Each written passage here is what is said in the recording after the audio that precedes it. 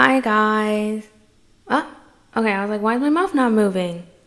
Um, yeah. Hi guys, it's Donnie Do, your hover princess. Whoop, whoop, whoop. A puffer, the cloud, and the dog hybrid. Don't ask how I got here, just know it did. Okay. Anyway, we're reading today The Fir Tree. I thought The Fir Tree was a longer story. I don't know why I did. I should have known it was not. Um, but it's like 15 minutes long. I should have known it was a shorter story. But we're going to read it anyway. And then we're going to play Stardew Valley afterwards because I've not played Stardew Valley in a hot minute. I did a little research on The Fir Tree. One is in the collection of stories by Hans Christian Andersen.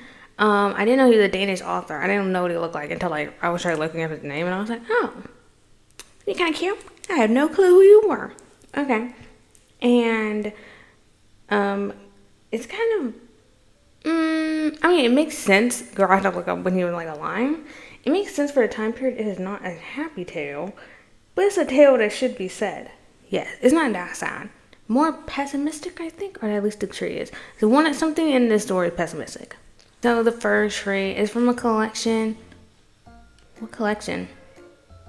It's a 15-minute read. It's like not even long. Andersen's Fairy Tales by Hans Christian Andersen. They have many of them. Like some classic ones. The Snow Queen, Leapfrog, the Elder Bush, Red Shoes, the Little Match Girl we read at some point. So imagine a little match girl. Oh, the Emperor's New Clothes. I had no clue. But like, not as sad. Anyways, let's begin. This is so zoomed in. I say that. Girl, I need to zoom in. That's who I did it. Anyway, out in the woods stood a nice little fir tree. The place he had was a very good one. The sun shone on him. As to fresh air, there was enough of that. And round him grew many large-sized comrades, pines as well as firs. But the little fir wanted so very much to be a grown-up tree. This is blasting in my ear. I gotta think about me real quick. He did not think of the warm sun and the fresh air. He did not care for the little cottage children that ran about and prattled when they were in the woods looking for wild strawberries. The children often came with a whole picture full of berries on a long row of them threaded on a straw, and sat down near the young tree and said, "Oh, how pretty he is! What a nice little fir!" But this was what the tree had not bared to hear. At the end of the year he had shot up a good deal, and another year he was another long bit taller. For with fir trees one can always tell by the shoots how many years old they are. "Oh, were I but such a high tree as the others are," sighed him. That's not what that said. Sighed he, "then I should be able to spread out my branches, and with the tops to look into the wide world. Then would the birds build nests among my branches, and when there was a breeze I could bend with as much statelessness as the others. Neither the sunbeams, nor the birds, nor the red clouds which morning and evening sailed above him gave the little tree any pleasure. In winter, when the snow lay glittering on the ground, a hare would often come leaping along, and jump right over the little tree. Oh, you are tiny. I didn't think you were that tiny, but you are tiny.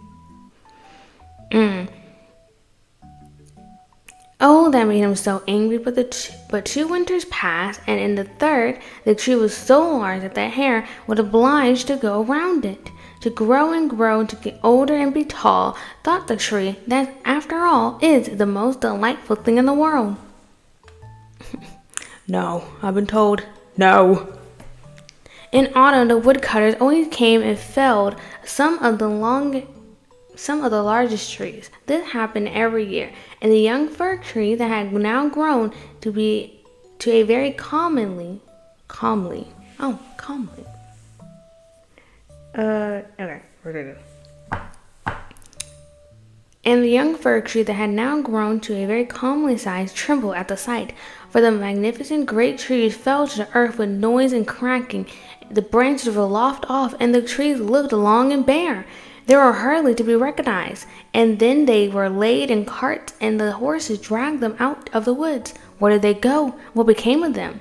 In spring, when the shadows of the storks came, the tree asked them, "Don't you know where they have been taken? Have you not met them anywhere?" The swallows. Did I say shallows? These are birds, swallows. Uh-oh. The swallow did not know anything about it, but the stork looked musing, nodded his head, and said, "Yes, I think I know. I met many ships as I was flying hither from Egypt. On the ships were magnificent masts, and I venture to assert that it was they that smelt so of fur. I may congratulate you, for they lifted themselves on high most magnificently. Oh, but were I but old enough to fly across the sea! But how does the sea look in reality? What is it like? That would take too long. No. That would take a long time to explain," said the stork. And with these words, off he went. "Rejoice in thy growth," said the sunbeams. "Rejoice in thy vigorous growth, and in the fresh life that moveth within thee." And when the wind kissed the tree, and the dew wept tears over him, but the fir understood it not. When Christmas came, quite young trees were cut down, trees which were often not even as large or the same age as this fir tree, which could never rest, but always wanted to be off. These young trees, and they were always the finest looking, retained their branches. They were laid on carts, and the horses drew them out of the woods. "Where are they going to?" asked the fir. "They are not taller than I. There was one indeed that was." Well, maybe I like tiny trees. Have we thought about that? I like short Christmas trees. I had, when I was in high school, we had a 6-foot tall Christmas tree. Why was I out there decorating that tree, knowing I couldn't reach the tree? But I decorated it, and we kept it up for at least we kept it way past Christmas. Girl, the only reason we put it down because the fire marshal said our tree was a problem for having the lights on. It was like, okay, we'll take it down. Every holiday, we decorate that tree to match the thing, and we handmade them decorations to put on that tree. Considerably shorter. And why do they retain all their branches? Whither are they taken? We know, chirped the sparrow. We have peeped at the windows in the town below. We know whither they are taken. The greatest splendor and the greatest magnificence one can imagine await them. We peeped through the windows and saw them planted in the middle of a warm room and ornamented with the most splendid things, with gilded apples, with gingerbread, with toys, and many hundred lights. I knew they put food on a Christmas trees like popcorn. And then asked the fir tree, trembling in every bough, "And then what happens then?" "We did not see anything more. It is incomparably beautiful. I would fain know if I am destined for so a glorious career," cried the tree, rejoicing. "This is still better than to cross the sea. What a longing do I suffer! Were Christmas but come, I am now tall, and my branches spread like the others that were carried off last year. Oh, were I but already on the cart, were I in the warm room with all the splendor and magnificence? Yes, then something better, something still grander will surely follow. Or wherefore should thy thus ornament me? Something better, something still grander must follow. But what? Oh, how I long, how I suffer. I do not know myself. What is the matter with me? Rejoice in our presence, said the air and the sunlight. Rejoice in thy own fresh youth. I feel like there's an echo going on because I can hear myself echoing. But I think it's the room because there's no decorations. Yeah. But the tree did not rejoice at all. He grew and grew. How big are you trying to be? I don't know. And was green both winter and summer. Oh, you wanted them nice little trees. People that saw him said, "What a fine tree." And towards Christmas he was gone. No, he was one of the first that was cut down. The axe struck deep into the very pit. The tree fell to the earth with a sigh. He felt a pang. It was like a swoon. He could not think of happiness, for he was sorrowful at being separated from his home, from the place where he had sprung up. He well knew that he should never see his dear old comrades, the little bushes and the flowers around him any more, perhaps not even the birds. The departure was not at all agreeable. What did you expect was going to happen? I'm surprised they didn't say if it hurt to get whacked down as a tree. The tree only came to himself when he unloaded in a courtyard with other trees and heard a man say, "That one is splendid, we don't want the others." Then 2 servants came in rich livery and carried the fir tree into a large and splendid drawing room. Portraits were hanging on the wall, and near the white porcelain stove stood 2 large Chinese vases with lions on the covers. There, too, were large easy chairs, silken sofas, large table full of picture books and full of toys, worth hundreds and hundreds of crowns. At least the children said so, and the fir tree was stuck upright in a casket that was filled with sand, but no one could see that it was a cask. Cask of what? Is that what people put trees in? Cask? We're gonna have to look that up. A tree in the 1800s. For green cloth was hung all round it, and it stood on a large gaily colored carpet. Oh, how the tree quivered! What was to happen? The servants as well as the young ladies decorated. On one branch they hung little nets cut out of colored paper, and each net was filled with sugar plums. And among the other boughs, gilded apples and walnuts were suspended, looking as though they had grown there. And little blue and white tapers were placed among the leaves. Dolls that looked for all the world like men, and the tree had never beheld such before, were seen among the foliage. And at the very top a large star of gold tinsel was fixed. It was really splendid, beyond description, splendid. This evening, they all said, how it would shine this evening. Oh, thought the tree, if the evening were but come, if the tapers were but lighted, then I wonder what will happen. Perhaps the other trees from the forest will come to look at me. Perhaps the sparrows will beat against the window panes. I wonder if I shall take root here, and winter and summer stand covered with ornament. He knew very much about the matter, but he was so impatient that for sheer longing he got a pain in his back. And this with trees is the same thing as a headache with us. I mean, I can imagine you're covered in ornaments, dude, and food. The candles were now lighted with brightness. What splendor! The tree trembled so in every bough that one of the tapers set fire to the foliage. It blazed up famously. "Help, help!" cried the young ladies, and they quickly put out the fire. Now the tree did not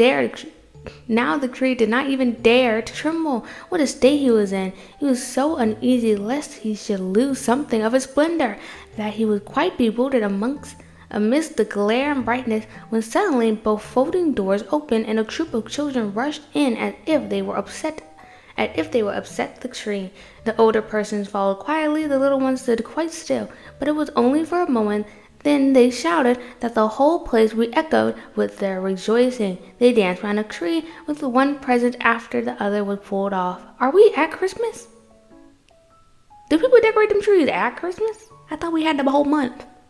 But okay.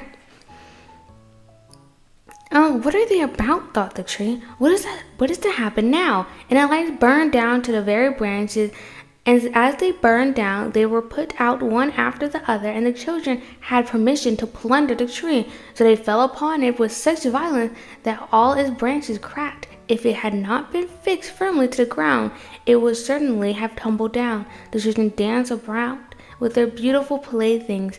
No one looked at the tree except the old nurse, who peeped between the branches, but it was only to see if there was a fig or an apple left that had been forgotten. A story, cried the children, drawing a little fat man towards the tree. He seated himself under it and said, "Now we are in the shade and the tree can listen too, but I shall tell only one story. Now which one will you have?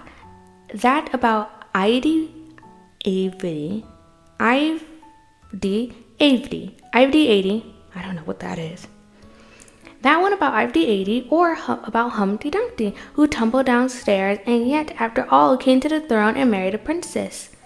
Oh, I didn't know that happened in the story. Thanks. great story. "Ivy cried some, Humpty Dumpty cried the others. There was such a bawling and a screaming, the fir tree alone was silent, and he thought to himself, am I not to bawl with the rest? Am I to do nothing whatever? For he was one of the company and had done what he had to do. And the man told about Humpty Dumpty the tumble down, who, notwithstanding, came to the throne, and at last married a princess. And the children clapped their hands and cried, oh, go on, do go on. They wanted to hear about Ivy too. But the little man only told them about Humpty Dumpty. The fir tree stood quite still and observed and thought. The birds in the wood had never related to what? The birds in the wood had never related the likes of this. The birds in the wood have never related the likes of this. Humpty Dumpty fell downstairs, and yet he married a princess. Yes, that's the way of the world, thought the fir tree, and believed it all because the man who told the story was so good looking. Well, who knows? Perhaps they may fall downstairs too and get a princess as a wife. Do we know what a princess is? I don't know. And he looked forward with joy to the morrow. Okay. And he looked forward with joy to the morrow, when he hoped to be decked out again with lights, placing fruits and tinsels. I won't tremble tomorrow, thought the fir tree. I will enjoy to the full all my splendor. Tomorrow I shall hear again the story of Humpty Dumpty, and perhaps that of Ivy too. And the whole night the tree stood still in deep thought. In morning the servants and housemaid came in. Now then, the splendor will begin again, thought the fir. But they dragged him out of the room and up the stairs into the loft, and here, in a dark corner where no daylight could enter, they left him. What's the meaning of this, thought the tree. What am I to do here? What shall I hear now, I wonder? And he leaned against the wall, lost in reverie. Time enough had he too for his reflections, for days and nights passed, and no one came. And when at last someone did, it was only to put some great trunks in a corner out of the way. There stood the tree quite hidden. It seemed as if he had entirely forgotten. In fact, they kept the tree in the house. I thought they would have got rid of it. 'Tis now winter out the doors, thought the tree. The earth is hard and covered with snow, and men cannot plant me now, and therefore I have been put up here under shelter till the spring comes. How thoughtful that is! How kind man is, after all! If it only were not so dark here, and so terribly lonely, not even a hare, and even out in the woods it was so pleasant when the snow was on the ground and the hare leaped by. Yes, even when he jumped over me. But I did not like it then. It was really terribly lonely here. Squeak, squeak, said the little mouse, at the same moment peeping out of his hole. Then another little one came, and they snuffed about the fir tree and rustled among its branches. It is dreadfully cold, said the mouse, but for that it would be delightful here. Old fir, wouldn't it? I am by no means old, said the fir tree. There are many a one considerably older than I. Where do one come from? We are exchanging the words a lot. Where do you come from? Asked the mice. And what can you do? They were so extremely curious. Tell us about the most beautiful spot on earth. Have you never been there? Were you never in the ladder? Where the cheese lie on the shelves and hams hang from above? Where one dances about the tallow candle, the place where one enters lean and come out again fat and portly. I know no such place, said the tree, but I know the wood where the sun shines and where the little birds sing. And then he told all about his youth, and the little mice had never heard the like before, and they listened and said, well, to be sure, how much you have seen! How happy you must have been! I, said the fir tree, thinking over what he had himself related. Yes, in reality, those were happy times. And when he told about Christmas Eve, when he was decked out with cakes and candles, oh, said a little mouse, how fortunate you have been, old fir tree. I am by no means old, said he. I am by no means old, said he. I come from the woods this winter. I'm in my prime, and only rather short for my age. What delightful stories you know, said the mice, and the next night they came with 4 other little mice, who were to hear what the tree recounted. And the more he related, the more he remembered himself, and appeared as if those times had really been happy times. But they may still come, they may still come. Humpty Dumpty fell downstairs, and yet he got a princess. He thought at the moment of the nice little branch growing out of the wood to the fir that would be a real charming princess. Who's Humpty Dumpty? Asked the mice. So then the fir told the whole fairy tale, for he could remember every single word of it, and the little mice jumped with joy to the very top of the tree. Next night 2 more mice came, and on Sunday 2 rats even. But they said the stories were not interesting, which vexed the little mice, and they too now began to think them not so very amusing. Do you only know one story? Asked the rats. Only that one, answered the tree. I heard it on my happiest evening, but I did not know how happy I was. It's a very stupid story. Don't you know about the bacon and tallow candles? Can you tell any latter stories? No, said the tree. Then goodbye, said the rats, and they went home. At last the little mice stayed away also, and the tree sighed. After all, it was very pleasant when the sleek little mice sat around me and listened to what I told them. Now that too is over, but I will take good care to enjoy myself when I am brought out again. Girl, when the end? Oh, girl, we're at the end. Oopsie. But when was that to be? Why, one morning there came a quantity of people and set to work in the loft. The trunks removed, the tree was pulled out and thrown rather hard, it is true, down the floor. But a man drew him towards the stairs when the daylight shone. Now a merry life will begin again, thought the tree. He felt the fresh air, the first sunbeam, and now he was out in the courtyard. All passed so quickly, there was so much going on around him, the tree forgot to look to himself. The court adjoined a garden and was all in flower. The roses hung so fresh and the doors over the... I'm not reading any faster. I can't even figure out what word I'm about to read. What am I about to say? The rose hung so fresh and odorous over the balustrade. The leaves were in blossom. Why are you reading like you're reading? First of all, that's how I read all my stories. Thank you. I like to read all my stories with some heart in it. It make you feel like you got some passion in you. You don't have that? Let me continue. The light and fern blossomed. The swallows flew by and said, "Oh, kid. Queer vet, my husband is come." But it was not the fir tree that they meant. Now that I shall really enjoy life, he said so exultantly, and spread his branches, but at last they were all withered and yellow. It was in a corner that he lay among the weeds and nettles. The golden star of tinsel was still at the top of the tree and glittered in the sunshine. In the courtyard some of the merry children were playing, who had danced at Christmas round the fir tree, and were so glad at the sight of him. One of the youngest ran and tore off the golden star. "Only look what is still on the ugly old Christmas tree," said he, trampling on the branches, so that they all cracked beneath his feet.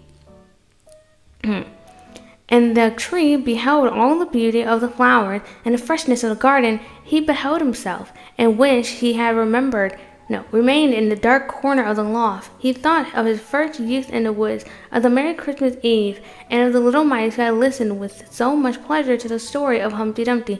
"'Tis over, 'tis past," said the poor tree, "and I rejoiced when I had reason to do so. But now 'tis past, 'tis past." Okay. And a gardener boy chopped the tree into small pieces. There was a whole heap lying there. The wood flamed up splendidly under the large viewing copper, and it sighed so deeply each side was like a shot. The boy played about in the court, and the youngest wore the gold star on his breast, which the tree had had on the happiest evening of his life. However, that was over now. The tree was gone. The story at an end. All was over. Every tale must end at last. Oh, that's so interesting. Ha. I like that. It kind of reminded me of, I don't know, I was going to say what is that? I don't even think that's what actually happened. But it's like one of the Disney Christmas specials with the children ducks from DuckTales. how they was messing around with Christmas. They was like, we wish we can go back in time to relive this day over and whatnot. It kind of reminded me of that if there wasn't a happy ending.